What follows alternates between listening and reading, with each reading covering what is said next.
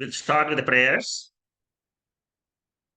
Om Bhadram Karnebhi Shruniyama Devaha Bhadram Pashye Makshabhiryajatraha Stirairangaihi Sushtuvagum Sastanobhihi Vyashema Devahitam Yadayuho Swasti na Indro Vriddashrabaha Swasti na Pusha Vishvavedaha Swasti nastakshorarishthanerihi Swasti na Brihaspatir Dadato Om Shanti Shanti Shanti.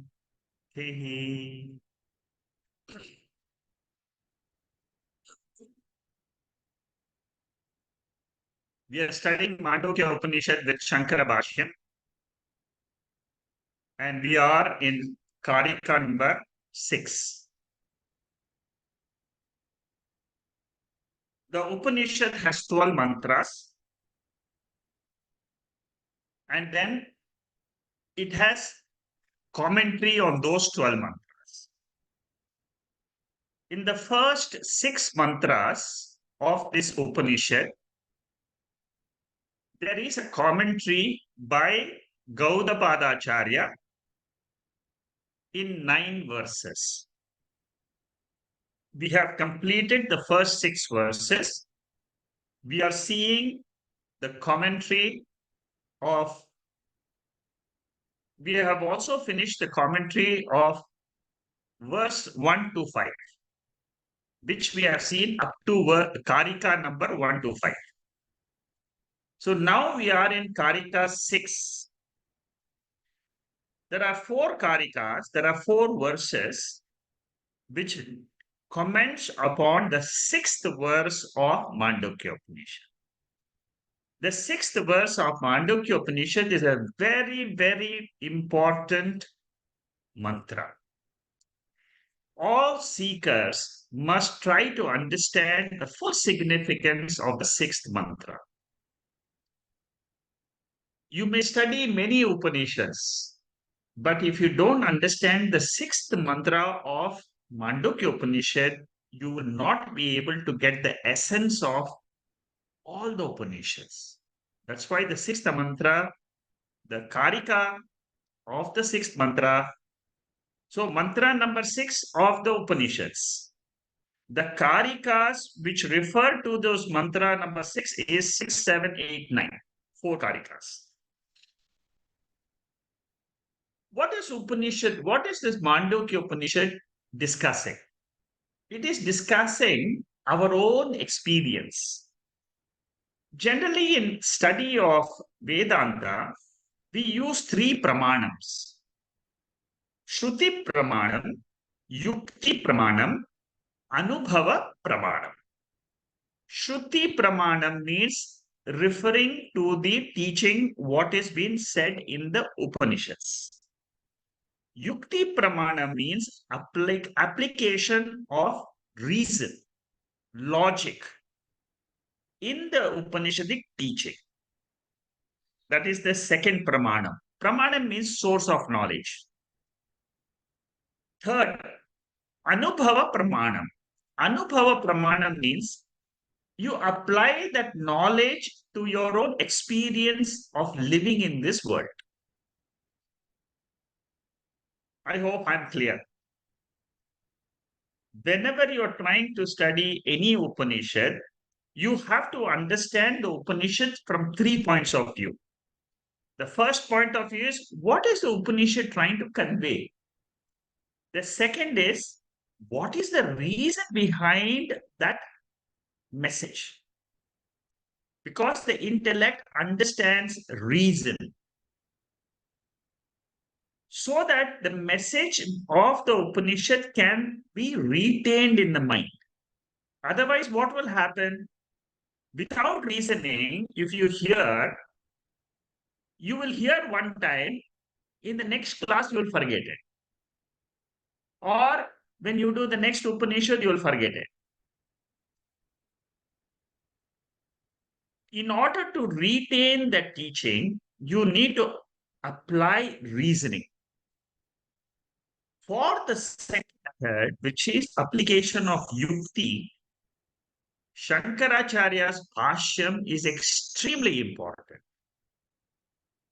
Without studying the Bashyam, the commentary, you will never be able to apply reasoning. And the last one is Anubhava Pramana. Anubhava means you have to apply the teaching and the reasoning to your life. All these three in Brihadaranyaka Upanishad is described as three processes of Jnana Yoga. Shravanam, Mananam, Nididhyasanam. Understanding the Shruti Vakyam is Shravanam. Reasoning, which is done by Yukti Pramanam, that is called as Mananam. The third process of Anubhava Pramanam is called as Nididhyasanam. Now you are able to understand the significance of the three processes. Without knowing these processes, if you study the Upanishad just by listening to some talk here and there in the YouTube, you listen to one straight talk, you will not be able to get the real meaning of Upanishads. The spiritual study is a systematic study. Suppose you are doing a PhD program. You have done graduation, you have done post-graduation. But suppose you're doing a PhD program, the amount of systematization which is required in your approach to getting the PhD degree, it is the same amount which is required when you study Upanishad Bhashya. You have to be regular in listening. You have to go through the process of getting your own doubts cleared. The best method is keep putting your questions in the chat box. At the end of the talk, I will answer those questions. Don't worry if it is a silly question, but don't let it be there at the back of your mind because that will trouble you. At the same time, it will be an obstacle for you to realize the truth. Having said this, I will now go to where we stopped in the sixth Kārika. The sixth Kārika teaches us what is happening in the sleep state. You must understand the Upanishadic mantra number 5 and 6 deal with the sleep state. Upanishadic mantra 1 and 2 is just an introduction about Om as this entire universe. 3, 4, third mantra is a teaching about our jāgrat avastha. What is our waking state according to the Upanishads? The fourth mantra is the dream state. So 3 is waking, 4 is dream, 5 and 6 is the sleep state. There is a tremendous amount of knowledge which you can get by understanding the sleep state. Especially in Mandukya-Bashyam, Shankaracharya spends a lot of time to understand what is the sleep state, what happens in the sleep state, how can I say I am a free person if I analyze the sleep state correctly. That is where there are 2 words which you should keep at the back of your mind. The first word is Dvaitam. Dvaitam means the subject I experiencing the world, which is an object. When do we have Dvaitam? It is in the waking state and in the dream state. Okay, the first word is Dvaitam. The second word is Advaitam. When you add A to Dvaitam, it becomes Advaitam. That means what? It is non-dual. Non-dual means what? There is only one substance, which is the witness consciousness alone. There is no Dvaita. There is no subject. There is no object. When do we experience this Advaitam? In the sleep state. It is easy for us to recognize the Advaitam in the sleep state, because in the sleep state, the aham which I am used to, which I have a reference to the body in the waking state, it is resolved in the sleep state. Therefore, my experience is Advaitam. In the sleep state, there is no experience about the world or about myself, about my body or mind. In that state, there is something which I don't know. That is what is the subject matter of all the Upanishads. Whether you study Kathopanishad, whether you study Mandukya, whether you study 4 chapters of Mandukya, 225 verses, what is it is talking about? It is talking about the Sākṣī, the witness of the sleep state, in which there is shunyam, in which there is emptiness. That Sākṣī of the shunya avastha is called as Turīyam or Brahman. The nature of that Turīyam will be explained in the 7th mantra after the 4 Kārikās. Okay, so this is the whole background. What we have done, where are we today, what we are going to study in future, everything I have put it in a very concise way. All of you can understand it. It is very, very easy. Just listen correctly. Don't miss a talk. Keep listening all the talks without fail.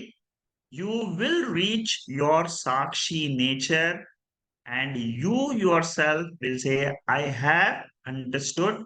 I am immortal Sākṣī. That if you can say after Mandukya Upanishad or Kathopanishad, which we started yesterday, that is the success of your spiritual journey. Okay. Now, in this paragraph, Sarva Janayati Prana is what is being discussed. Here, prana means Ishvara. Don't confuse it with the prana of the breath. We are discussing the 6th mantra of the Upanishad. In that mantra, the jiva has resolved in the sleep state. The prapancha, which belongs to Ishvara, is also resolved. That Ishvara, in which the whole universe gets into unmanifest condition, is what we are discussing now in this paragraph. I will go through the analysis. It will be quite easy. Prana is Ishvara. What is Ishvara? Ishvara means it is Mithya Karya Prapancha Adhishta. Karya Prapancha. Karya Prapancha means it is the waking state and the dream state. Karyam means product. Karanam means cause. Ishvara is the cause for the origination of two states, waking state, dream state. Now, the description of Ishvara in Kārika by Gaudapada is very unique. This you don't find anywhere else in any other messages of the Upanishads. In any other Upanishad, you won't get this type of description of Ishvara. What is that description? Ishvara has got two amshas. One is called as Chetana Amsha. Chetana means what? Consciousness, sentient. Ishvara has got another amsha. Amsha means part, which is Achetana Amsha. Achetana means what? Inert. A table is inert, but who am I? I am a sentient being. Why am I called sentient? What is the meaning of sentient in English? I am aware. I am aware of myself. I am aware of the world. The table is not aware of itself. Table is not aware of the world. That awareness principle is consciousness. That consciousness is called as Ishvara. See how step by step you have to understand. I'm going very slow because I want you, each one of you, to understand this Upanishad and say to yourself, the success of study of Upanishad is, I am ever free Atma. This one sentence I want you to say at the end of Mandukya Upanishad or Kathopanishad. Now, the details of this Chetana Srishti, all Chetana Srishti, that means all over the world, when you have a sentient being, it means you are seeing the sentiency of that Ishvara, of that God, who is now in front of you as a sentient being. Sentient means what? Awareing. You drop the other features of the person. He may be illiterate, he may be literate, he may be a female, he may be a male, he may be dark, he may be fair, he may be whatever he may be. Those features you are not interested. Is he a human being? Is he a sentient being? Is he a person who enjoys whatever he's experiencing in this world? Bhoktur prapancha. So, Ishvara is the originator of Bhogya Prapancha and Bhoktur Prapancha. Bhogya means what? The entire inert world is the object of enjoyment. And who is the enjoyer? Enjoyer is the Jiva. So one Ishvara creates the Jiva and he creates the Jagat. From the consciousness component, the Jivas are born. Jivas are born means what? There is a reflection of that consciousness in the mind, in the Sūkshma mind. When the Sūkshma mind is ready, as per prarabdha karma, to enter into a physical body, that entry is enabled by Ishvara. That is why he is called as a karma phala data. All of us, we never stop to exist. Try to understand this. We are always existing. either in the gross form, subtle form, causal. Why do you say this? In the waking state, I'm in the gross form. In the dream state, I'm in a subtle form. In the causal state, in the sleep state, I am in the causal form. Causal form means what? You're neither with the mind or neither with the gross body. That is what is causal form. That causal form is always there. This causal form exists even when in the pralaya avastha. Pralaya avastha means when the whole creation is going to resolve. That causal body of the jiva resolves into the causal prapancha. When the prapancha gets resolved, the jivas also get resolved. But they remain in unmanifest condition. Again, when the Srishti comes, the next creation comes, the jivas are again looking for a body to enter and enjoy this world for a few years. Again, take another body.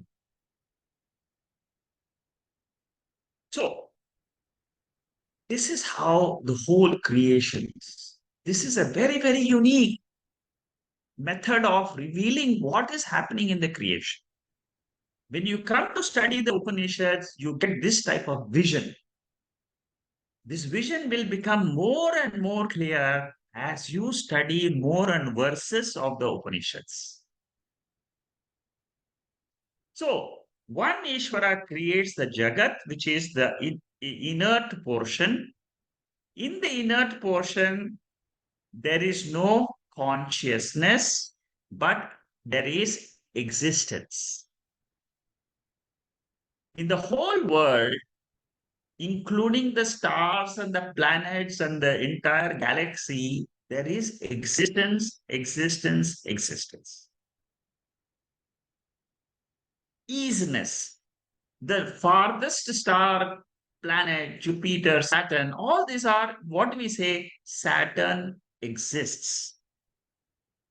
Jupiter exists, cosmos exists, galaxies exist, stars exist. Exist means what? That is the easiness. That easiness is Ishvara. It may sound very abstract, but try to understand the way the Upanishad wants to reveal the truth. Sūkṣma Shariram, reflected consciousness, is called as Taijasa in the dream state. The Karna Shariram with the reflected consciousness is called as Prajna. Again and again, I will be using these two words, three words, Vishwa, Taijasa, Prajna. When I use these words, you should remember what does this Vishwa stand for. Vishwa stands for the consciousness which is experiencing the external world through my body. All of us. So your name is also Vishwa, your name is also Taijasa, your name is Prajna. It is a universal name. Shrishti consists of Jagat Shrishti and Jiva Shrishti, which is what we have discussed so far. Chandogya Upanishad has this mantra, 6th chapter, 8th section, 2nd mantra. Shankaracharya takes this mantra to explain to us the last sentence in this verse. Prana bandhanam hi somya manaha iti. This is the sentence which Shankaracharya wants us to reflect. Prana means Ishvara. What is prana? Prana is Maya Pradhana Ishvara. Ishvara, when you say prana, in this particular context, okay, it is not. See, in Sanskrit, the meaning of a word can change according to the context. Sometimes you have 20 different meanings, 25, 30 different meanings for one word. Different contexts, different derivations, and so on. So prana here is Maya Pradhana Ishvara. In this mantra, what it says is, it gives you an example of how a jiva enters a sleep state. And an example is given, like a bird which flies in the sky, it enters the nest every evening. This is the law of nature, Prakriti. This body is also Prakriti. It is also nature, made up of 5 elements. It also has a similar nature of a bird. The jiva enters its Karana Avastha. What is Karana Avastha? I go back to that Ishvara. All of us, you don't know the truth, but the Upanishad says you are with Ishvara in sleep state.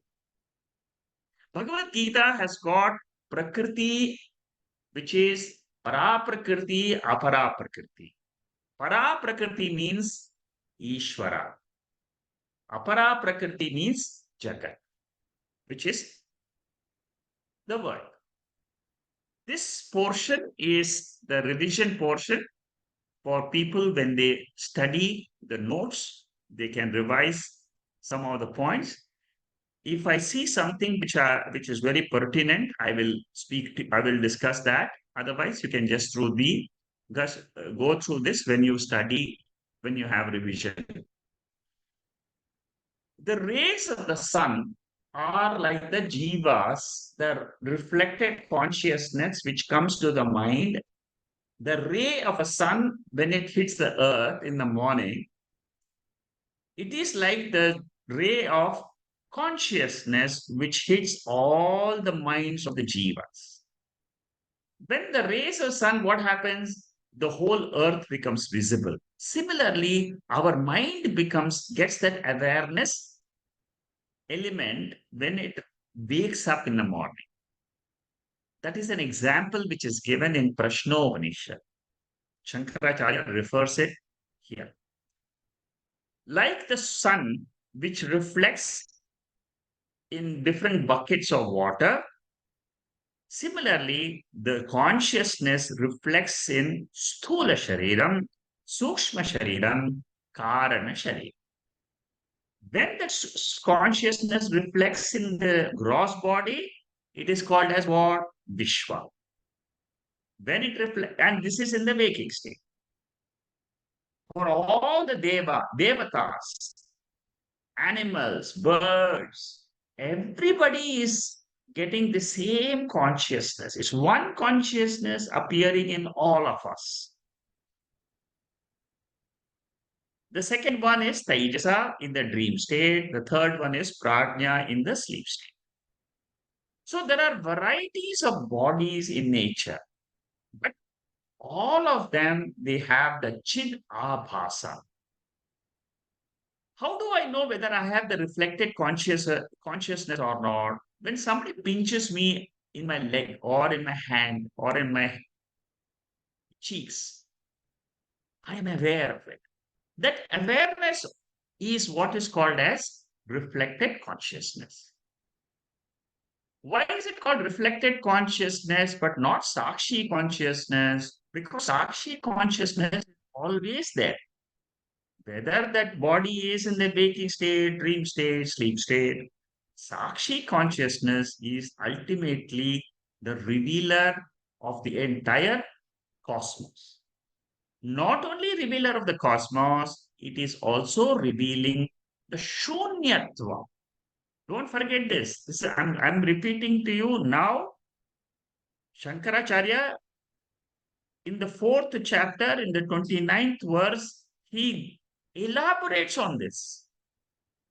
And he reveals what is Atma there to a debater who comes and says there is nothing in the world.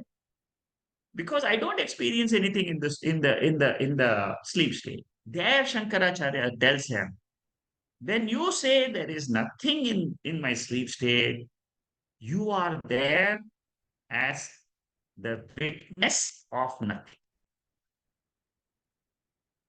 That is what is called as Atma. That is what is called as Turīya. This is the ultimate teaching. The last teaching before you can say, I know my real nature. That is the beauty of Mandukya. It gives you a clear message. This is what you are. So, the example I've told you is the spark. Similarly, the jivas are all sparks of consciousness. The sun reflected in the buckets is also a similar example of the consciousness getting reflected in all the minds. The Maya Shakti, okay? It is the Maya Shakti of Ishvara which projects this entire waking state for us. That is why he is the Shaha. In Bhagavad Gita, it says, I am the Adhyaksha, I am the controller of this whole universe. Why? Because he has that Shakti, like you and me have a Shakti to project the dream world. Ishvara has got a mega Shakti to project this entire waking world consisting of the mountains and the Panchabhutas and billions of people and their experiences. It's all Ishvara, one consciousness, one principle. Ishvara is called as the father and mother of creation. When he's called as the mother, it means it is the Maya Shakti, Prakriti, the nature. When he is called as the sentient awareness principle, consciousness principle, it is supposed to be the father, Brahma Chaitanya, which Gaudapada has introduced. That consciousness is the cause for both the inert body made up of Panchabhutas and the awareness in our mind. That awareness in our mind is ever fresh. It never dies. It is changeless. All of us have it, but we have never noticed that. We always get carried away with what we can do with our external body. We get carried away with the world. We get carried away with our mind. But nobody has taught us that there is an awareness in each of us. That awareness is the holy divine principle in each body. To summarize, Ishvara is the Nimitta Karanam, which is the awareness, consciousness principle, intelligent cause. It is the Upadana Karanam, the Panchabhutas, that also is controlled by one Ishvara. Now, this Ishvara, what is the definition? Ishvara means Brahman with Maya Shakti. See, this type of definitions you keep in mind so that when the logical portion comes, your intellect can understand and reach that Brahman, reach that ultimate consciousness. Mandukya Upanishad we have studied before. This particular mantra, number 7 of the first section, and Mandukya mantra, the second chapter, both this mantra, the spark example is given in this Mandukya mantra. The spider example is given in the Mandukya Upanishad, and it says, like the spider, consciousness manifests, unmanifests. The spider creates a web, withdraws the web. This is called as manifestation, unmanifestation. Ishvara manifests the universe, unmanifests the universe. In the 4th chapter of Mandukya, we will study more details about origination of this universe. Right now, we are only studying the basics. But in the 4th chapter, there's a very deep analysis and of, is there a creation or is there a projection of the universe? That debate happens in the 4th chapter. Brihadaranyaka Upanishad says the same spider example comes in Brihadaranyaka Upanishad also. So this is the mantra where the spider's example comes in Mundaka Upanishad and in Brihadaranyaka Upanishad. All this whole universe comes out from this consciousness. This consciousness in Brihadaranyaka Upanishad, it is called as Satyasya Satyam. Satyasya Satyam means what? There are two Satyams. One Satyam is what? Vyavaharika world. All the whatever you see in the waking state, dream. This is what is called as Satyam. Vyavaharika Satyam. What is the Satyam of Satyam? Satyasya Satyam means consciousness. Consciousness is the Satyam of the entire Jagat. Very beautiful analysis Shankaracharya makes in Brihadaranyaka Upanishad. Very, very detailed commentary by all the commentators on this mantra. 2.1.20 of Brihadaranyaka Upanishad. Brihadaranyaka Upanishad is one of the best Upanishads because it has got clarity in it. But unfortunately, it is so voluminous. During this Mandukya Upanishad itself, we will be referring to more than 30 Brihadaranyaka Upanishad mantras. 30. Every time a Brihadaranyaka Upanishad mantra comes, make a note of it, understand the meaning, you will get more clarity about many verses Shankaracharya's favorite Upanishad is Brihadaranyaka. In all his commentaries, whether you study Prashna Upanishad or any Upanishad, his favorite, where he quotes left, right, and center, is Brihadaranyaka Upanishad.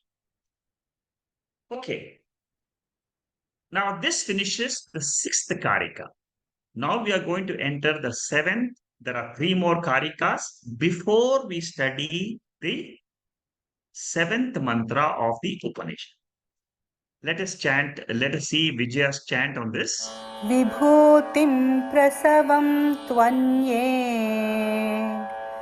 Vibhutim prasavam tvanye Manyante srishti chintakah Manyante srishti chintakah svapna maya sarupeti Svapna maya sarupeti Srishtiranyairvikalpita Srishtiranyairvikalpita.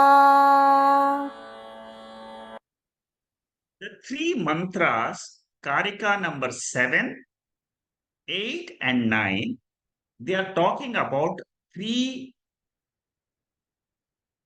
theories of creation. We will study the creation in the fourth chapter, but here he gives us a glimpse. Very small, minor discussion Gaudapada Acharya makes about creation. Because we are going to study the seventh mantra where the creation is negated. And you are supposed to hold on to Atma as the Adhishtanam, as the substratum for the creation. Gaudapada is preparing us to receive that message in the seventh mantra.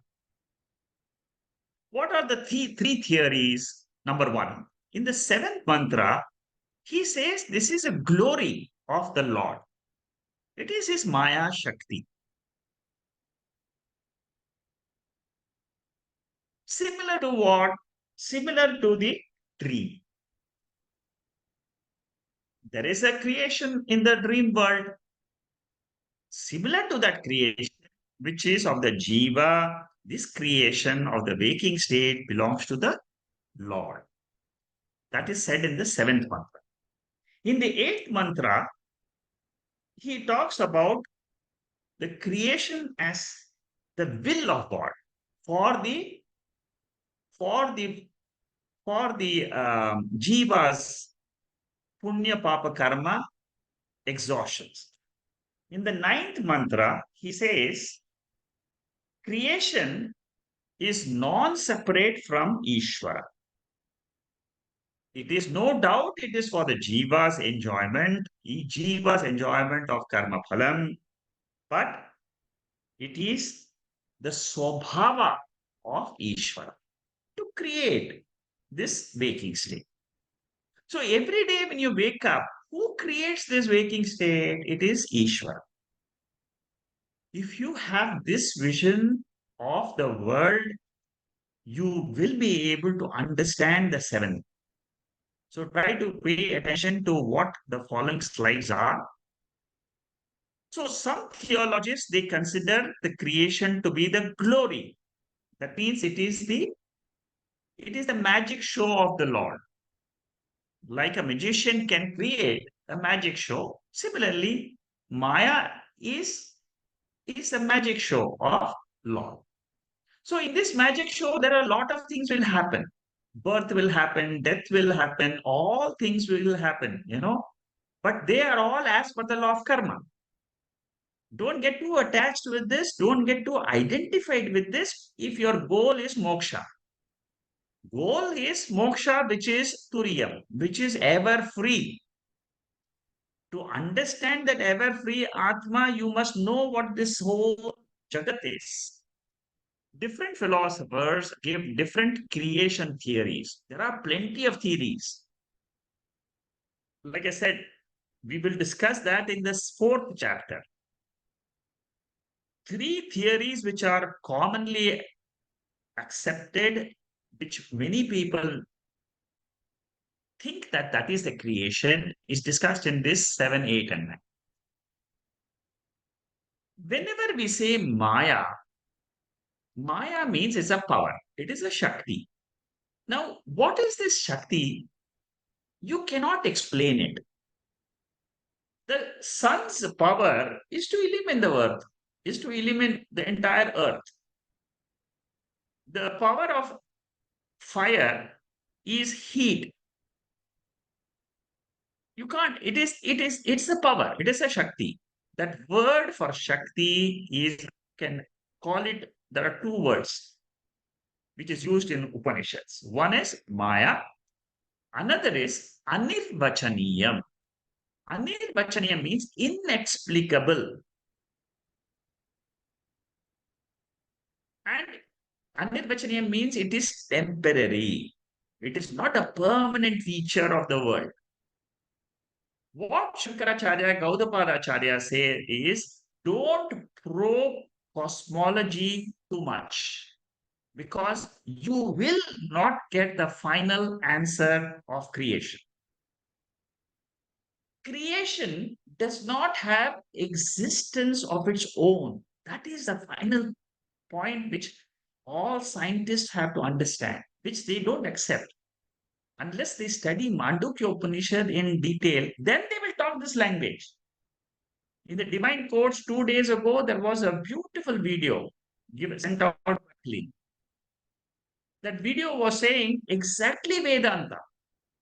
What is happening to the whole creation? The gross body, subtle body, consciousness expressed as this whole creation. Very beautiful video of 10 minutes. But that all is coming from Vedanta. What is that which lends consciousness to this world? Try to understand this. I am Turiyam, I am pure consciousness, which I can easily know my nature if I try to remember my sleep state.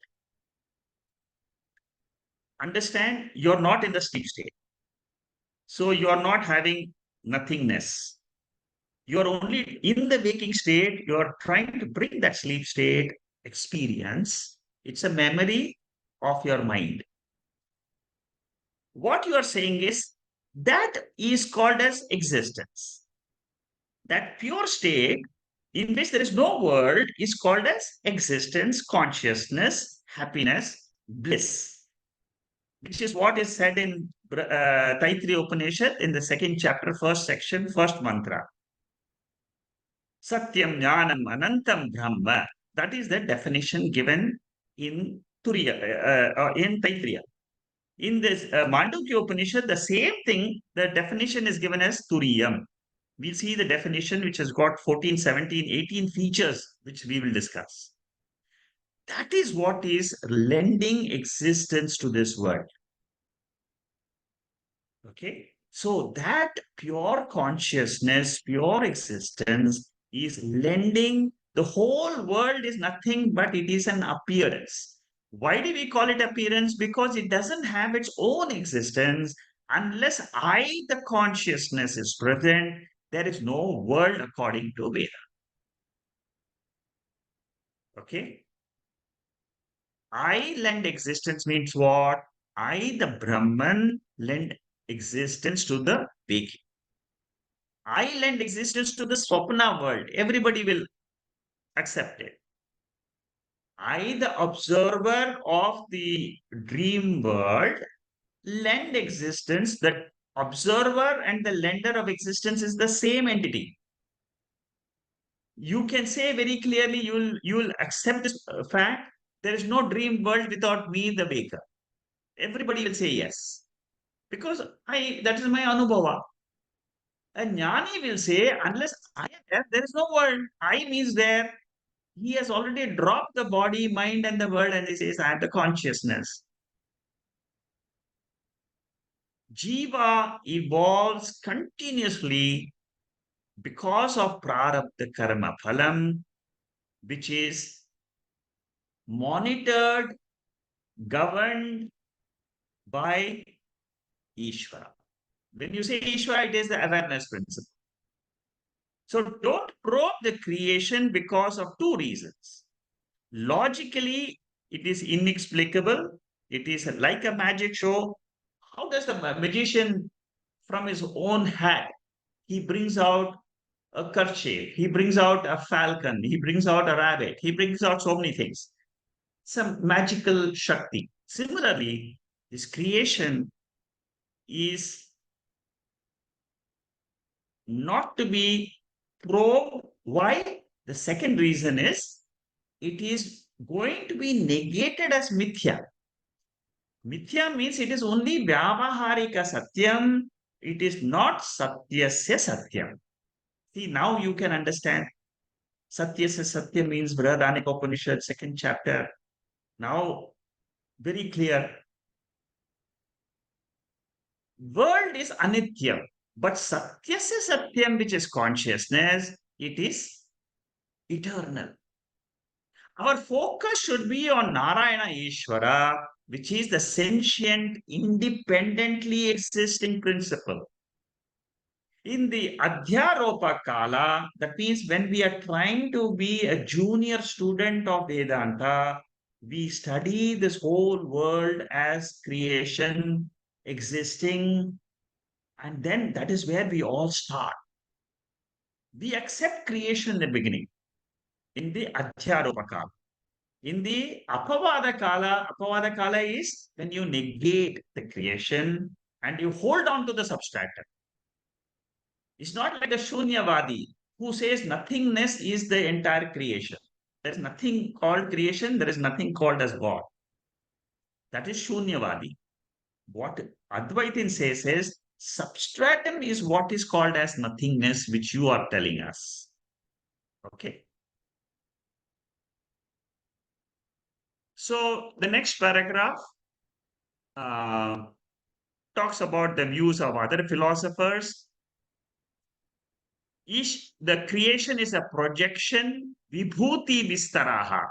Vibhuti means the 10th chapter of Bhagavad Gita, where the Lord Krishna says this whole creation, all the powers which you see in this creation is all me. Me means what? Lord Krishna in Bhagavad Gita. When you come to Upanishad, what does it mean? That me means consciousness, Brahman, Turīya, Chaitanya, or Ishvara. You can give different names. So some cosmologists, they are studying the universe and they have their own theories, Big Bang theory, but they are not able to reach the absolute reality. See, absolute reality is what Vedanta is trying to teach us. Vedanta doesn't want to teach us about the seeming reality. Seeming reality, we all know. This world is there, I am there, sun is there, nature is there, rains come. All this is all Vyavaharika Satyam.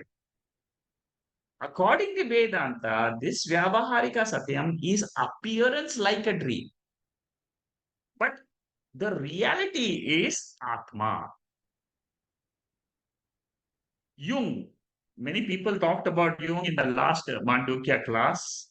Bharat, then Shama, they all talked about Jung.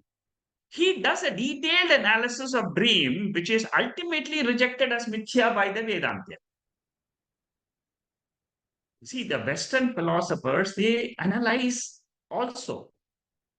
And then they try to bring it to the waking state and say this is exactly like this. But then ultimately, they don't understand that there is something called as mithya, which is available in this universe for experience, but it is not a fact.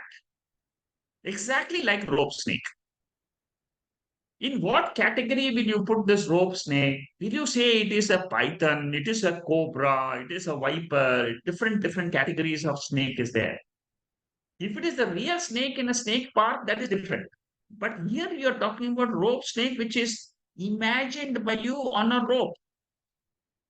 So don't try to probe the rope snake. It is like probing the whole cosmos to find the ultimate truth. That is what Brahmanic Upanishad says.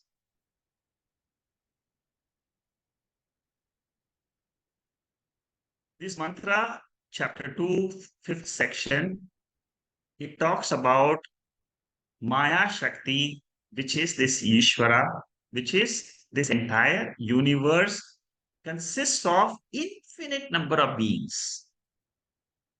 Lord Ishvara consciousness pervades everything in the creation. Interior, exterior, the whole perceiver of this creation is consciousness. That consciousness is called as Brahman, which is what Tritiya Pada seemingly becomes many, but it is not really. Tritiya Pada means what? The first Pada is waking. First Pada means leg. First factor is waking. Second factor is dream. And the third factor is sleep. So Ishvara, the whole world resolves into Ishvara, the whole world projects from Ishvara. Purusha Suktam,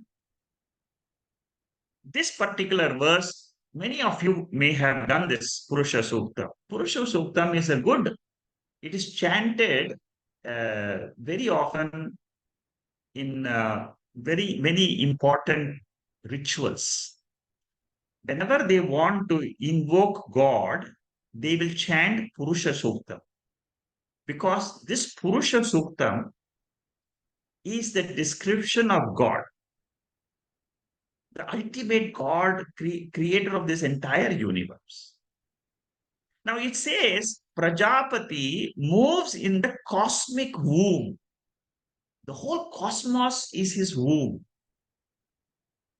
of whom Prajapati, creator.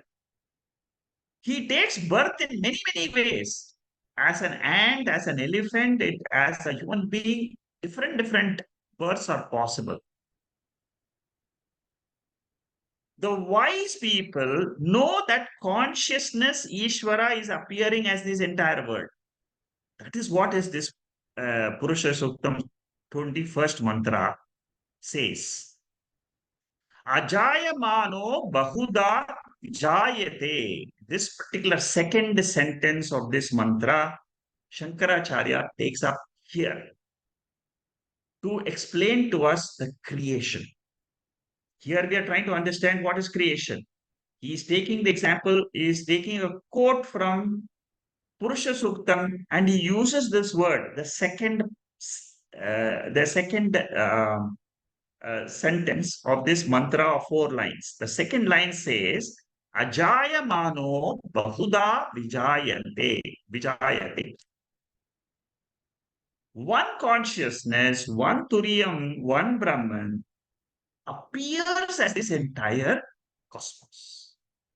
Many things are born without being born, without an origination. They are seemingly appearing exactly like the dream world, exactly like the magic show, because of the Maya Shakti. So Shruti Pramanam says creation is nothing but a show, mithya show of Ishvara. Don't probe the creation too much is the central theme of today's talk. Even in your life, things are happening. Good things are happening, bad things are happening. Don't probe too much. You won't get an answer because it is anirvachaniyam, inexplicable. Suddenly things happen in your life. Suddenly, I'm telling you this, you just study your own life till today. You will experience what I'm telling you. Suddenly things have happened, which you never expected. That is anirvachaniyam. Next paragraph, Shankaracharya gives the example of the magician. He continues here and he says he sets a rope in the sky. That means he throws a rope in the sky. He can create many, many things. He creates Gandharvas. He creates so many different things out of his own power. Similarly, this whole creation is the magic show of Ishvara. That is what is said in this paragraph also. It is an extension.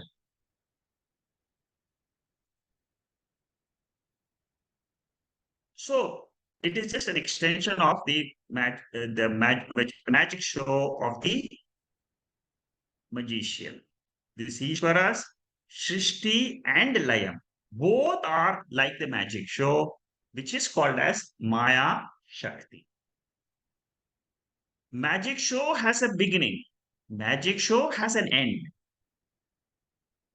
The beginning is called as Turiyam in Vedanta. It is unaffected I. See, all of us have got lower nature, which is ahamkara. The ahamkara means the ego. Every day in the morning, I get up. I want to do, I must do this, I must do this, I must do this. This is called as ahamkara. When I go to sleep, I exist or not, that I in the sleep is called as Turīya. That I never gets affected by whatever you do in your waking state. In the end, suppose in the end, what happens? You are born, you are gone. In the end, what happens? The same Turiyam is there in the end. As a wise person, as an Ani, you must know the beginning and the end of your own journey. In between, you're having waking dream sleep, which is called as Jivatvam. That is the show of Chidabhasa. That is the Vishwa Taijasa Prajna. The 3 sharirams and the 3 states. The 3 sharirams and the 3 states, it is called as Maya Shakti. In the beginning, it is Turiyam. In the end, it is Turiyam. In between, it is Maya Shakti. This Shakti belongs to Ishvara. It is the magic show. What a beautiful explanation Shankaracharya gives. The magician remains as Akhandam. Akhandam means he never divides himself. Consciousness never divides itself. In the presence of consciousness, the Maya Shakti comes, projects the whole life for us. Again, in the Maya Shakti, the whole life resolves. If you know this truth, then you are free because you know your swarupa. What is your swarupam? Beginning and end. I am Atma. Atma is unaffected I. Chidabhasa, ego I, waker, dreamer, sleeper is affected I. Okay. Fantastic analysis of Shankaracharya. If you have understood this much, you would have got moksha even today itself while just listening to this. So the magician, he gives, see, Shankaracharya writes paragraphs and paragraphs to make one point deeper and deeper understanding of same point. He's trying to explain to us that Turiyam is what is our nature, which we don't know today. Through this example of magic show, he is driving the point that the whole waking state, dream state, you will accept it because it is like it's just comes and goes. But the waking state, it has got experienceability, it has got transactability, it has got utility. I can utilize the waking state for so many things, earning money, spending money, so many things are possible. But still, in spite of ETU, experienceability, transactability, utility, Shankaracharya says it is mithya. He is giving us the mithya nature of the world in verses 7, 8, and 9. He will give us the satyam. Satyasya satyam, he will give it to us in the 7th mantra. So we have to turn our attention from the reflected consciousness to Turīya Atma. Drop the 3 reflections as Maya and hold on to that original consciousness as the ultimate reality, substratum, adhishtanam. That Turiyam is invisible. It is not visible to any of us, but you can claim that as your swarupa. I am that pure consciousness. That's all. Even when all the transactions are going on, claim I am that witness consciousness, witness of all the activities which happen in the world, as well as witness of shunyatvam. Remember this very important thing. Many people don't understand Upanishads because they don't understand this nature of Sākṣī, which Shankaracharya beautifully analyzes. He says you are the Sākṣī of shunyatvam. If you know that, you know Atma, you know Turiyam, you know the crux of the whole Upanishad. One talk like this, if you are able to follow today's talk, you know your real self. Naiva kinchit karomiti yukto manyeta tattvavit pashyan shrinvan skrishan jikran ashtan gachan swapan shwasan. There are 2 verses, 5th chapter, 8th verse, and the 9th verse. Shankaracharya again and again refers to this. There are 4 verses. One is in the 5th chapter, 8 and 9. In the 9th chapter, 4th and the 5th. The 9th chapter is that those 2 mantras are about mastani sarva bhutani, nachamastani bhutani. Those 2 mantras and these 2 mantras. Here, what he says is all the activities go on. This is from Lord Krishna's teaching in the Bhagavad Gita. But what does Lord says? I don't do anything. Here I means what? Sākṣī Turīya. That means I also can claim I am the Sākṣī Turīya while listening to this talk, while eating, while seeing, while walking, while touching, while smelling, while watching a movie, while operating a mobile. You can get a thought. I am the Sākṣī. That Sākṣī is never affected. It is never affected even by birth and death. Second chapter, 19th verse of Bhagavad Gita says, "Na jayate mriyate va kadachit." That is the Sākṣī. Yayenam veti hantaram, yachainam manyate hatam, ubhautau na vijanitaha, nayam hanti na hanyate. 19th verse.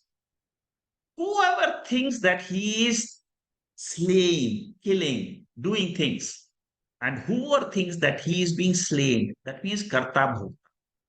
He is an ignorant person. Whoever thinks otherwise means what? I don't do anything. I am only a Sākṣī Turīya. In my presence, everything is going on. This is what Upanishad has taught me. I may not understand it today, but I accept it. Just accept it. Lead your life. That is what is called as Jivan Mukta life.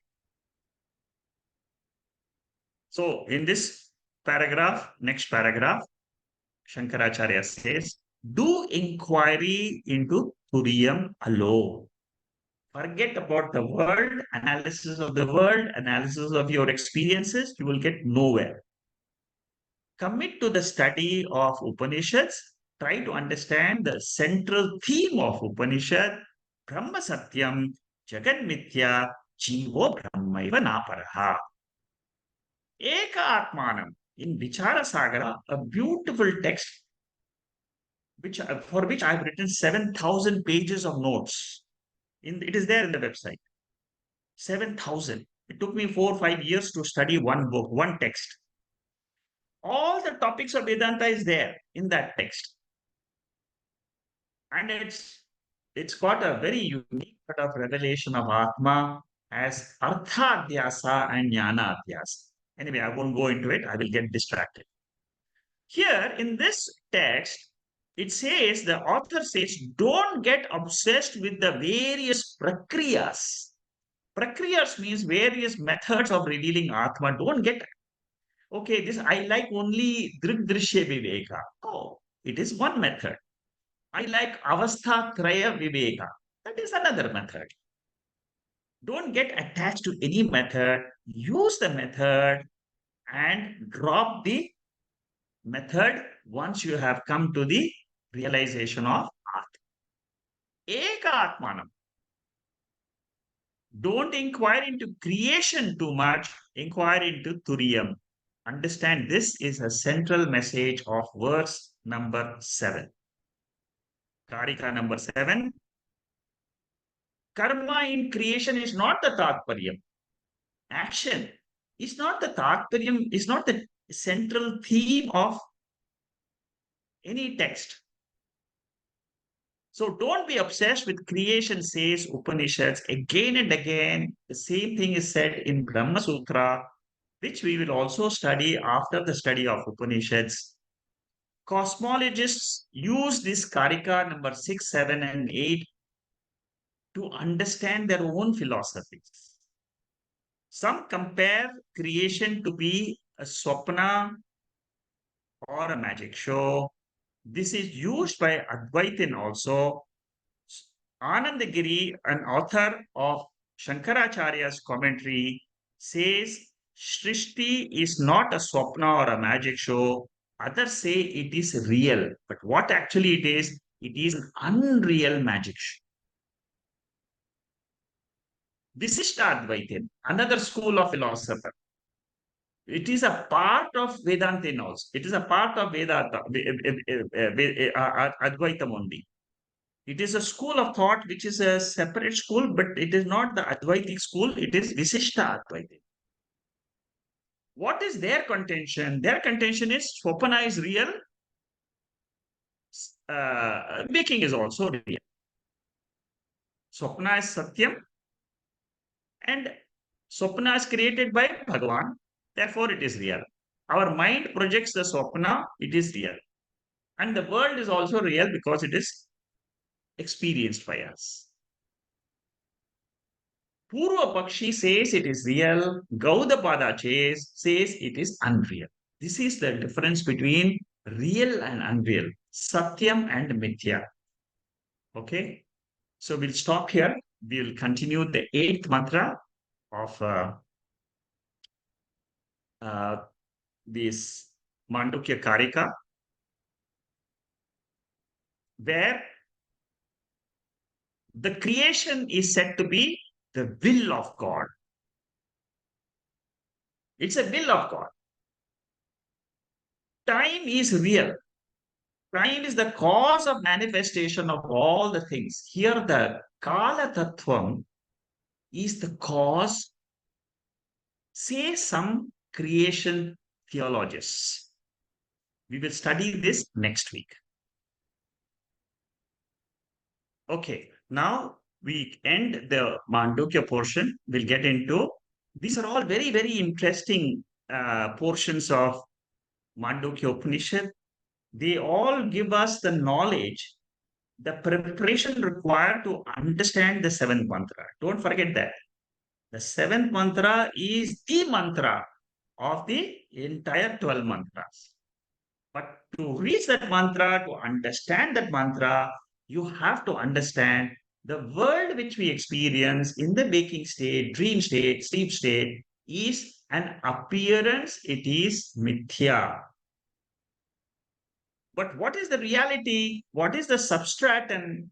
For a rope snake, which is mithya, the substratum is rope. For the three states, the pancha koshas, if you understand the Mandukya Upanishad, you will understand the Taittiriya Upanishad also very clearly. Pancha koshas are mithya. What is Satyam? Brahman. Here it is a Avasthatrayam is mithya. What is Satyam? Turīya. Turiyam is nothing but Brahman. Okay. Oh. Purnamada Purnamidam Purnat Purnamudacchade Purnasya Purnamadhaya Purnameva Sishyade. Om Shanti Shanti Shanti. There are a few questions in the chat box. Rama is saying, there is only one undivided truth, which is the cause of this visible, diversified world. We have to understand this unity, the diversity, and enjoy the game of Ishvara, which is with his Maya Shakti. With a constant awareness that it is all done by one truth. Yes, your understanding is perfect. Very good. You have picked up the essence of today's talk, which is well done, extremely well put, understood, and crystallized here. Is there any other person who has a question? There's no other question in the chat box. If you have any questions, Shanmugam is going to unmute you. You can comment on what you have learned today, what you liked in today's talk, what you understood, whatever you have about today's talk, you can discuss with others.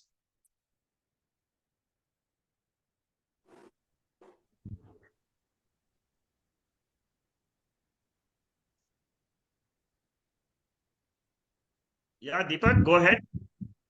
Shekharji, I think what is really the essence of today's session, as I understand, is that in all the three states, the one common is the presence of I.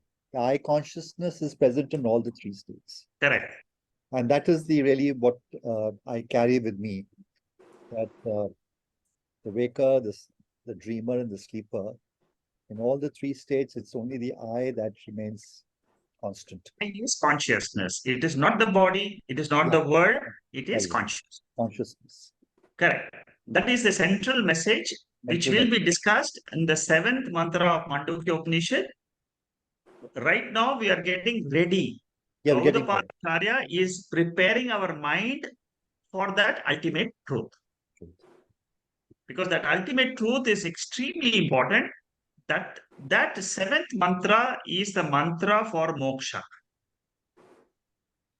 When we analyze the seventh mantra, the next volume of the notes, which you have already got, I think, is one mantra, 200 pages notes are there. Seventh mantra has got 200 pages of notes. One mantra. Shankaracharya writes a beautiful commentary, and that is the central theme of the Upanishad. Good. Your understanding is correct, Deepak. And in the dream, the deep sleep state, Shekharji, that what I've understood is that the mind is shut, the senses are shut. I reside in the unmanifested state with Turīya, and the moment I get up, I become aware of the small I, That's correct. Perfect. That's correct. That's what happened. So exactly. So therefore the question is that in the Turīya state, actually I'm not. It's not a jnanam at all. I don't. There's no jnanam. There's no jnanam. There is no jnanam. There is no knowledge of the word. There is no Turīya knowledge. There is no Mandukya Upanishad. There is nothing. Yeah. But that nothing is also witnessed by consciousness. Absolutely, also witnessed. That is the ultimate point, and that is what you should own up. You see, Upanishad wants you to fix that state and own it up as your swarupa. So therefore you are not in jnanam, nor you are in jnanam. You are correct. You are in abhaya. That's correct. This is a state where it is beyond karanam and karyam. Karanam is the jnanam state.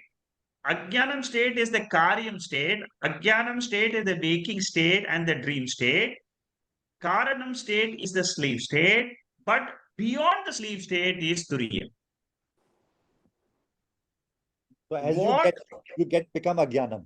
Again, that's you become correct. Yes, correct. Your jnanam grows to such an extent that you say, I am beyond all this. Therefore, only you can say, I am moksha, I am mukta purusha. And that mukta purusha is not because you have done anything. You see, you have only removed your jnanam. Your ajnanam you have removed, and you have claimed yourself to be a jnani. That's all. I am actually before the teaching also, I was that Turīya. After the teaching also, I am the same Turīya. But in between, I had this feeling I was the jiva undergoing this whole motion of life. This motion of life will continue. It will continue till the death of the body. But I will say that this is not me. I am the Turīya Atma. This I hold on in my own mind. I don't have to tell anybody about it. This is only for my own freedom. Freedom, moksha, is a personal experience. It is a divine experience for a jiva to rise to the level of Atma. A very divine experience. You can't share it with your husband, your wife, your children, your daughter. You can't share it. It is a pure personal experience, and it's a very beautiful experience. You see, you feel I have achieved something in life. And the Upanishad gives a lot of benefits for moksha, which I don't know if it is there, let it come. Good. Thank you, Deepak. Thank you, Shekhar. Thank you. Ramesh, you have a question? Yes, Namaste, Shekharji. The question I have is, on one side we say the consciousness, it is Advaitam, right? On one side we say Advaitam, that is there is no second to it. That's the understanding. On the other side, we say it is a witness. When we say witness, that means we are the subject, there is an object that is being witnessed. So there is some sort of a contradiction, or maybe my understanding. So I'm trying to understand how do we take it as a Sākṣī when there is nothing else that is real. Okay. See, at the time when you are a junior student, we say that you are a Sākṣī. Okay? Because You are taking your body as real in the starting phase. You're saying that my body is real. Dvaitam is a reality. That is where we all start from. To get rid of Dvaitam, we say, I am Sākṣī. Okay? I am the Sākṣī. We say to get rid of Dvaitam. That means subject-object duality is mithya. It is an appearance. When we say I am a Sākṣī to this nothingness also, it is still in Dvaitam. I am still in Dvaitam because I am there. I am witnessing nothingness. I am the Sākṣī. This is still in Dvaitam. The ultimate thing is what? I am not also the Sākṣī or the Sākṣyam. I am Turīyam. That is the last stage which will come in the 7th mantra. Your question is absolutely correct. When we are talking about Sākṣī, it is with reference to the Sākṣyam, which is the world, or with reference to nothingness, which is there in Karana Avastha. But my real nature is, I am not even a Sākṣī. I am called as Turīyam, which is beyond everything. There is no word. Shankaracharya says, in the end, there is no word which can describe this state. All these words which we are using, it is vacharambanam vikaro namadeyam. It is only an indication to reach that final stage. At the final stage, your mind will drop. When the mind drops, there is nothing. It is you, that Atma alone, which exists. Good question. It is a right question, but this is the way you should analyze it. Okay. So we cannot see our own page. Sorry?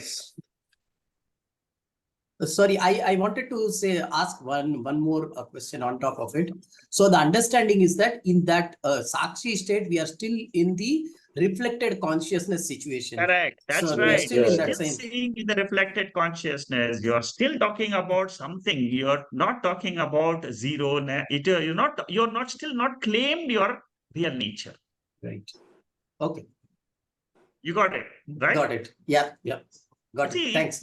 like I said, the eyes can see everything except itself. Sākṣī can know everything except itself. It cannot know itself. Right. You see, this is where Shankaracharya, in the 4th chapter of Mandukya, he has a very detailed debate with the Shunyavadin and the Shanika Vijnanavadin. I'm just giving you a small episode which happens in the 4th chapter of Mandukya. See, what the other people mistake is the thought which comes in our mind and the reflection of consciousness which is there in that thought. Some people take that as to be the ultimate truth. That means reflected consciousness in the mind is the ultimate truth of Shanika Vijnanavadi. Then there is another theory, another philosopher who says that Shanikam is also an attribute of the Anatma world only. It is not the Shanikam is not the Shanikam means momentariness. It is not a feature of Atma. He says that also is ultimately, he says there is nothing. When especially this happens when you are doing meditation, this lesson that I have to drop everything in meditation and just say, Aham Atma Asmi. That's all. This saying in your mind, Aham Atma Asmi, it is a thought. But this thought is the liberating thought. Because you have the knowledge that Atma is the substratum of this creation. This is the last thought which your mind will entertain before realizing I am the consciousness. Consciousness has got nothing in it. It is pure awareness. Each one of you can realize it. And while I'm talking itself, you can realize it. But you don't know how to hold on to that. The teaching will teach you how to hold on to that awareness as your ultimate nature. Throughout your life, you can hold it. And let the life experiences come and go. Doesn't matter. This is what is the state of a Jivan Mukta. Yeah, Venkatesh, you were saying something. No, I was just trying to say we cannot see our own face, is only a reflected image only all the time. Yeah, Sākṣī, you were just asking, I was just saying something. Yeah. Yes. Today's class, yeah. Today's class, I really like that Vichara Sagara negating all the different prakriyas. That's very, very important. This thing. See, most of the time we get stuck with this prasthana and kosha, in the kosha and anvaya and adhyasa, pavada, all that. But the basic thing is the ultimate is that Chaitanya, that consciousness, Correct. that Brahman. That's right. Yeah. Yeah. Because I was just recently listening to some of these quantum mechanics and science and all this. Somebody is trying to say this Advaita, this artificial intelligence is nothing but it is a subsection of Advaitam intelligence. Because now they are trying to say this time is also is a fourth dimension of is a fourth dimension. Like the three dimensions what we have, time is a fourth dimension. If you travel with the speed of light towards sun, there is no change in time. And in every planet once you get into, the time changes. And like Chinmaya Swamiji's class also, we heard so many times that it is an interval between two events. So the time is a changing factor. And what we see, this entire Jagat is nothing but it is a function of your time. So it's unreal. So very beautifully, scientifically, they have analyzed and said that it is a subsection of the whole Advaita intelligence, artificial intelligence. Okay. Thank you. It's very, very interesting. So how Advaita is becoming so strong and eminent is unbelievable. And I also seen recently they have done some artificial intelligence where trying to change the head of one body to the another. They're just trying to put it. So like what we have seen previously, that Parkaya, Pravesa and all that, where the one mind can enter into the other body and all. So everything we see, we find Advaita is the ultimate answer. There is only one consciousness. There is only one real.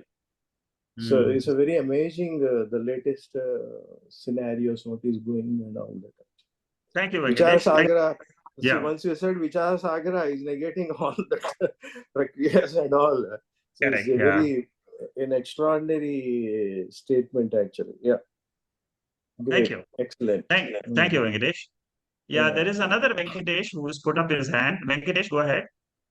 I just want one clarification. We were referring to Purusha Sukta in today's class. Just wanted to know that Purusha that is referred to in Purusha Sukta, that is the Ishvara, right? Ishvara or consciousness. Correct. I just wanted to Purusha there is actually Ishvara. That is Maya Sahitam Brahman. Because it talks about Purusha having so many hands, so many legs, so many arms, and so many. It is the totality of the entire creation. That is the Purusha they are talking about. But Purusha is two types. One is Sagunam, another is Nirgunam. In the Purusha, the Suktam, it is talk about Sagunam Brahman, Sagunam Purusha. Because it is with reference to the creation, the world, it is talking about it. But then there is one sentence in this verse number 21, which I quoted today. It says, Ajayamana. What is the nature of that Ishvara? It is non-originating. ajayamana. That means it doesn't have birth. Ishvara, finally, we say Ishvara doesn't have birth. Birth means what? This creation which we are seeing, it is not a real creation, but it is an unreal creation. Ajayamana, that means without birth, this whole creation is appearing without undergoing any change. That Purusha is appearing as this whole creation. Like what? Exactly like the waker appearing as the whole dream world. This Purusha, which is referred in the Purusha Suktam, is the ultimate essence behind all our experiences, because all our experiences are only reflections only. Like we have so many mirrors are there, but ultimately one face is there. That face, one single face is Purusha. That one single entity is that Lord, which we call it as Ishvara, we call it as anything, you can call it with any name. Okay. Good. That is correct, Venkatesh, you're God. I wanted to ask you something. I Yeah, wanted to ask. Venkatesh, have you got the answer completely? Yeah, I got it. Yes, Okay, it was a good. clarification file. Yeah. Sir, I want to ask something. Yeah. Once the person reaches finally that ultimately it is Turiyam, there's nothing, you're beyond everything, then isn't that Shunyatvam? That's exactly what the question was asked by the Buddhists. The Buddhist philosopher is called as Madhyamika philosopher. It is also the same as Nagarjuna. Nagarjuna was a philosopher of that Madhyamika theory of Buddhism, which existed during that time, olden times. Yeah. Now, there is a difference between Shunyatvam and Turiyam. Very big difference. Turiyam is an adhishtanam. It is a substratum, like the waker. Can we say the dream world is Shunyam? We cannot say. Because waker is there. For the waking world, we have something called as Turiyam. So Turiyam is an adhishtanam for the Shunyavadi. There is no adhishtanam also. He says it is nothing only. Nothing means the whole world has come out of nothingness and it goes to nothingness.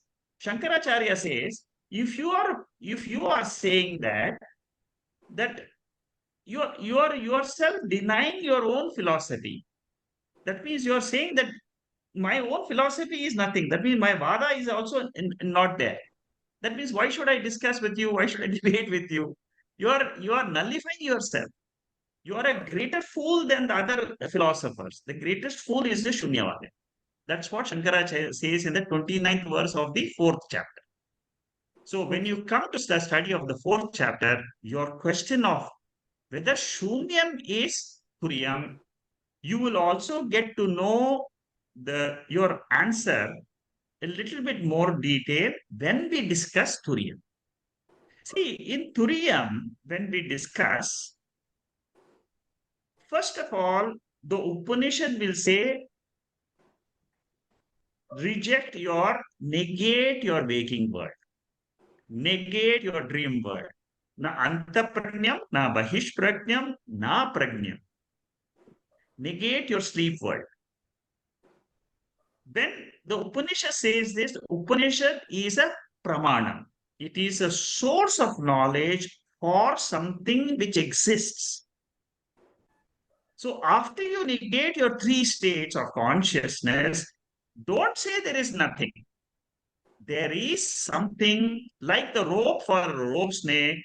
Rope snake is mithya. Waking dream and sleep is mithya. Mithya cannot exist without an adhisthana. That is the difference between the nothingness of the Shunyavadi and the Turiyam of Vedanta. That nothingness is not nothingness. It is the answer to the whole universe rising, existing, and resolving into one Adhishta. Many Upanishads, you see, when we come to that seventh mantra, it's a beautiful analysis of Gaudapada. You will understand better. At the moment, are you able, is something clear to you, Radha? Yes, yes, very much. Yes, thank Okay, you. good. Nandu, can you ask me your question? Yeah, Hariom sir.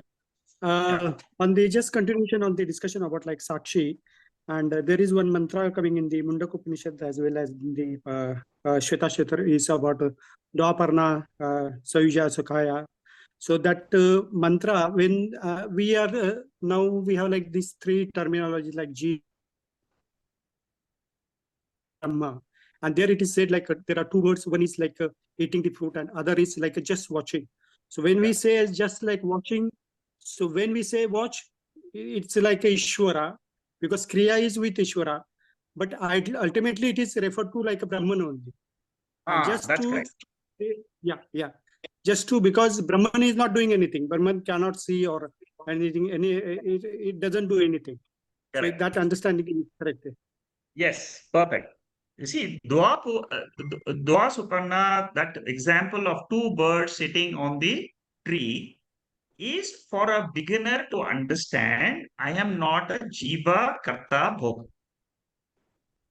For a beginner, for a beginner of a Vedantic student, the Upanishad will say that don't take yourself to be the ultimate doer of action or enjoyer of action, exactly like the bird in the lower branch, which is eating the all the fruits which has been taken up, and it is enjoying the fruits, and then it is throwing out some food. So basically, the sukham and dukkham of a jiva is the first bird. There is a higher bird who is sitting on a higher platform, higher branch. That higher branch is looking at the bird which is down and saying, I am the Sākṣī. So the bird sitting on the higher perch is referred as the Sākṣī bird, which does nothing. It is only in the presence of that Sākṣī all this creation happens. But there is something which is beyond that Sākṣī also. That is what is called as Turīya. Sākṣī is only with reference to the same thing which I answered before also. Sākṣī is only with reference to the world which we are experiencing. But that Atma, that is why we say in the seventh mantra of Mandukya, it says, in that Turiyam there is no world. Because this is the state you have to reach it. What is the state? It is the state in which there is no world. No world means what? There is no body, it is ashariram, amanaha. It is all the mind has resolved. There is something when the world resolves, there is something that adhishtanam is my real nature. I'm thinking I am this jiva, I'm the body, but I have to rise up to that higher knowledge and say, I am that pure consciousness referred in Mandukya Upanishad, referred in Shvetashvara Upanishad. Your comparisons are good. I'm glad you are keep bringing these comparisons because it's very good knowledge for others also. Am I clear, Nandu? Yeah, thank you, sir. Thank you. Yeah, Ramesh, go ahead. Hari Om, sir. I got the clarifications of the questions I had when you talked about Turiyam being Adhishtanam, because I think technically, if we understand, rather than the three states, we have the four states, which is waking world, the dream world, and the sleeping world, which all begin and resolve in the Turiyam. So my Correct. question was more to understand, like, after when we get onto the dream state, then we automatically move where it is the absence of experience. How do we transcend to the fourth state, the Turiyam, which is silence? Correct. You understood correctly. Yes, I think you got the answer, right? No, I still want to understand after the third state, where, I mean, the fourth state, which is the state of Turīya, how do we get there when when we're talking about the other three states beginning and resolving in Turīya? So that transition, I'm a little unclear to understand. Okay. See, what Upanishad says is the resolution happens not at the Turīya level. Resolution happens in the third pada. This is a very important lesson which we should learn from Mandukya Upanishad, the fifth and the sixth mantra. First is dream state. First is waking state, dream state. Now, both these states are called as Karya Avastha. Karana Avastha, try to understand this and hold on to this because this is a very important lesson in order to reach that Turīya state. You cannot go to Turīya state if you don't understand the Karana Avastha and the Karya Avastha. Entire waking state is Karyam. It is a projection of Ishvara. Dream state is a projection. It is a product. It is Karyam. It is like the pot which is made. What is the Karanam? Mud or clay is the Karanam. In this case, what is the Karanam? The sleep avastha is the Karanam. The sleep state is the Karanam. It is the Karanam for the waking and the dream state. This clarity you don't get in any other Upanishad except in Mandukya. Only in Mandukya we understand the sleep state in this fashion. Karanam is the sleep state. Karyam is the waking and dream.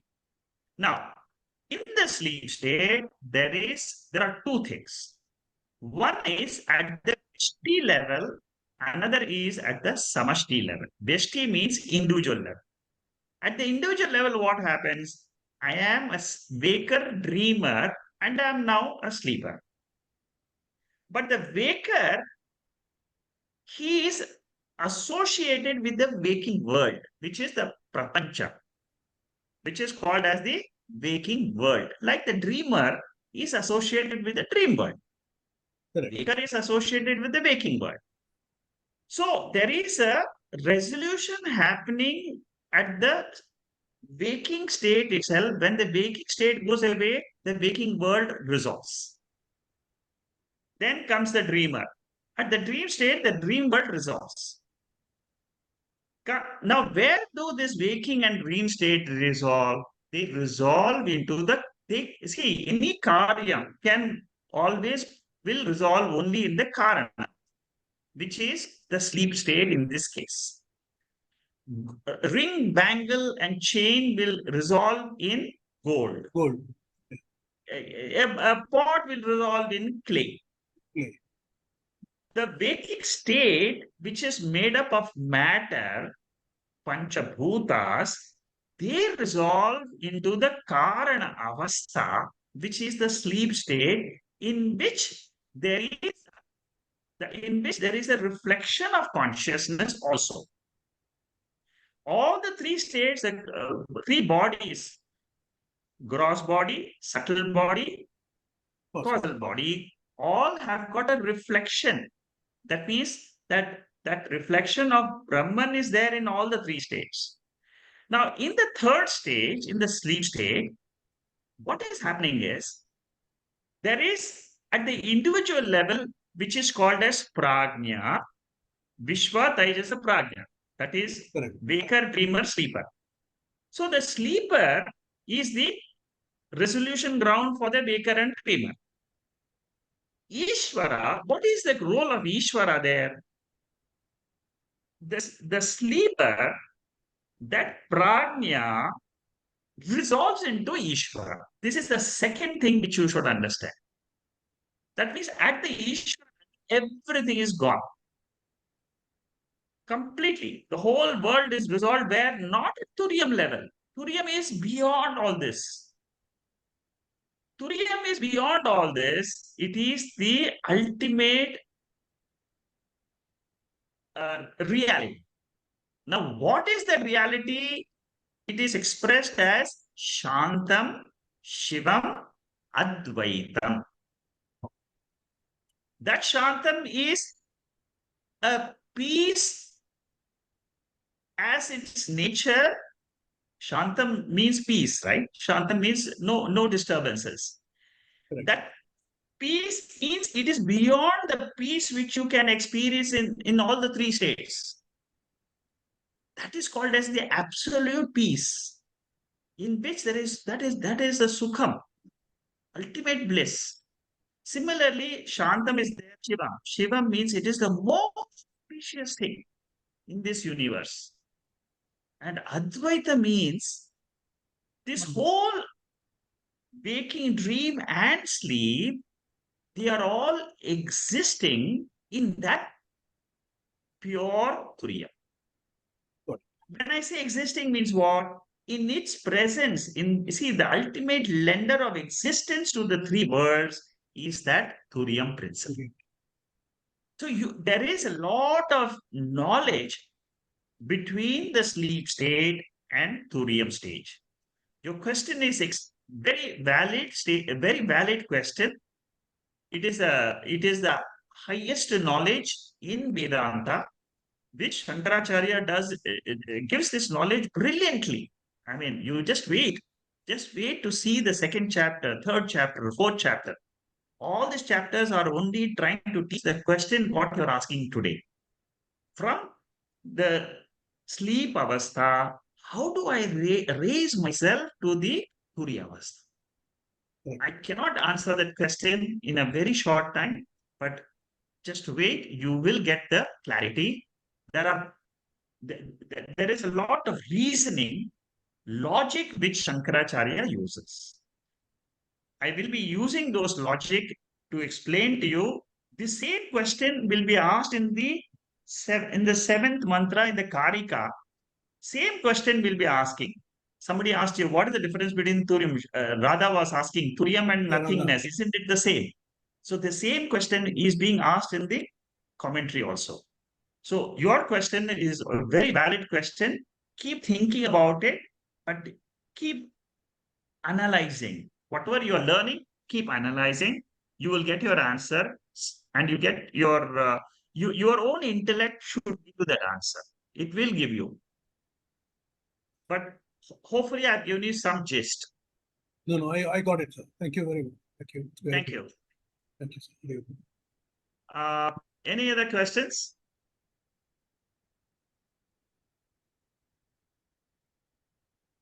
Okay, if there are no questions, we'll stop here, and we'll continue next week with the next mantra, the 8th mantra. There are 2 more mantras, 8 and 9, and after that, don't miss the talk on the 7th mantra of Mandukya Upanishad. It is very, very important, and with that mantra, you should get a lot of your answers clear, questions clear. Thank you. Namaste. Thank you. Hari Om. Hari Om. Hari Om. Hari Om. Hari Om. भाई ठीक है